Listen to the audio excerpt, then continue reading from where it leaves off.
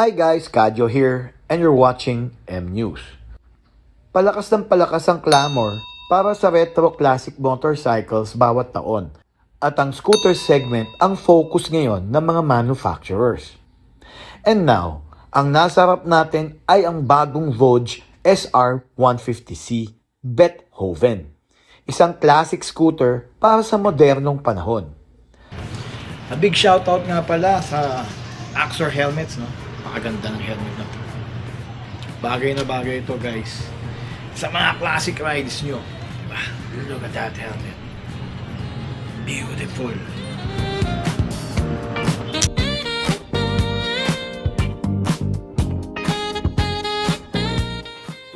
Kumpara sa ibang 125 to 150cc na retro style scooter sa market, talo silang lahat dito pagdating sa art form at sa tunay na undeniable soul na meron ito.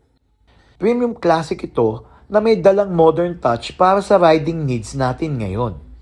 Kung ikukumpira natin sa pinakamalapit na kalaban nito na ang CF Moto Aura 150, ang Beethoven ay may taglay na class at sophistication na wala sa mga kompetisyon.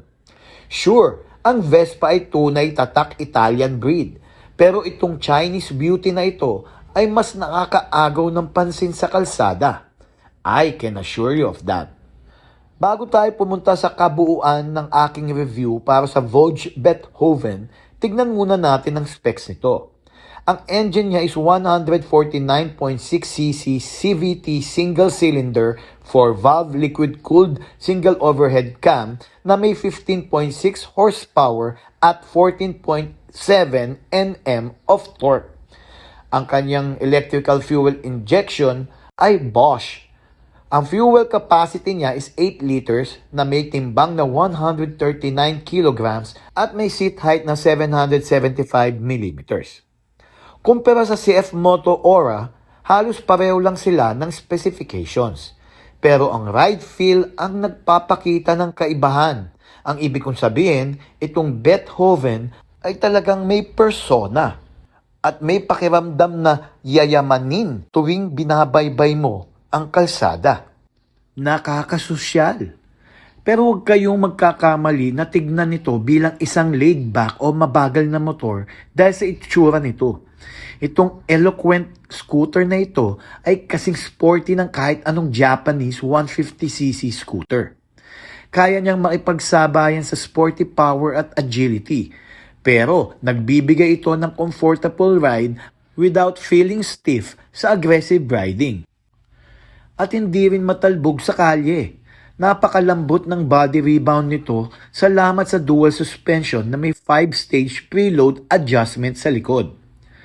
Ang seat cushion naman ay top-notch at sapat ang laki para sa angkas. Sobrang lambot at comfortable pa sa upo.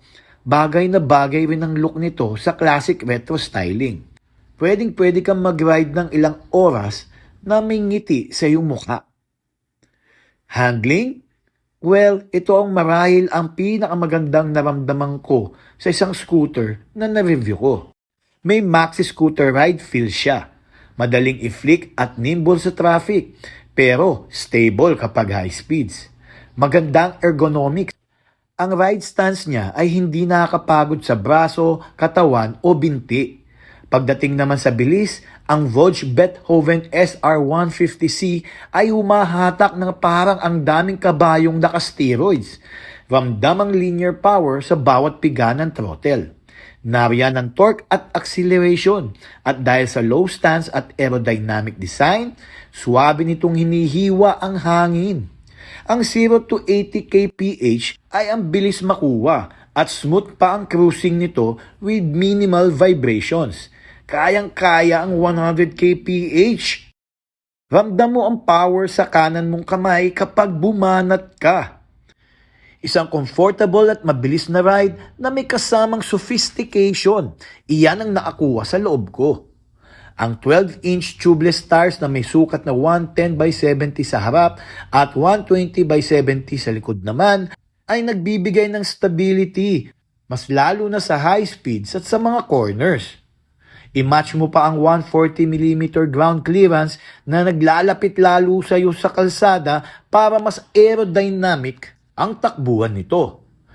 Mahirap ipaliwanag sa salita kaya ang ngiti na lang sa mukha ko ang magpapatunay kung gaano kasarap ang experience sa pag-ride ng scooter na to. Mahirap pigilan ang sarili na hindi bumili sa kalsada, pero kung gusto mo lang mag-relax, enjoyin mo lang ang throttle dahil matipid ang fuel consumption nito sa 40 to 45 kilometers per liter. Mixed chill ride na yon, not kamote ha. Meron nga pala itong traction control and dual channel ABS at meron ding front dash cam. Keyless ignition na rin na may push button para sa underseat compartment at power outlet para sa gadgets. Easy fuel up din kasi nasa lower left side ang fuel cap tapat ng spacious footboard. Hazard lights at auto start-stop system at passing light meron to. At syempre may retractable hook para sa mga gamit mo. Meron din itong malapat na stepboard na sapat para sa mga bags nyo. Malaki din ang underseat compartment for more luggage space. Ang Vogue SR150C Beethoven ay may TFT full color display na pwede mong i-connect ang iyong phone via GUOS. Touchscreen din ito at kitang-kita lahat ng info na kinakailangan mo while you ride. Maayos din ang pagkakalagay ng mga control sa handlebars, kaya madaling maabot ng mga daliri. Bibigyan ka nito ng confidence habang nag-ride ng walang distractions. Itong refined classic na ito ay hindi lang basta gadget tulad ng ibang modern retro scoots. Isa itong well-rounded at straightforward machine na pwede mong gamitin pang araw-araw. Full LED na ang lighting system nito. Ang harap ay may piano key design na may rhythmic visual effects kapag binuksan mo ang ilaw. Ang taillight naman ay may G-clef shaped design na sumisimbolo sa musical persona ni Beethoven. Dagdag points sa sophistication. O nga pala, itong PL lights, however, are aftermarket. Superb ang quality, astonishing ang paint job, at ang body plastic ay parang metal finish. Kumikinang na parang naka-ceramic coating. Ang chrome details ay saktong-sakto lang para sa classic retro touch na nagpapaalala sa panahon ng mga motor ay elegante at romantic. Lahat ng materials na ginamit ay high quality sa tingin at sa haplos. Aesthetics? Wala na akong masasabi. It's poetry. Ang kompetisyon ay mukhang retro classic pero modern vibe na at walang soul. Yung ibang brands na mukhang plasticky at pare-pareho lang ang hulma. Ibahin niyo po ito. Itabi mo ito sa aura ng CF Moto at sigurado akong lahat ng tao ay titingin sa Beethoven. Ang Vogue SR150C ay hindi katulad ng iba. It's an art form, a scooter with a persona of elegance at excellence. Para itong pang-royal elite. Kasing premium na mga Italian brands pero sa presyong affordable na 138,000 pesos. Ito ang kailangan mo para makuha ang feeling ng aristocracy, para maging kingsman na nararapat sa iyo. This is Kadyo. Till next time, my fine lads.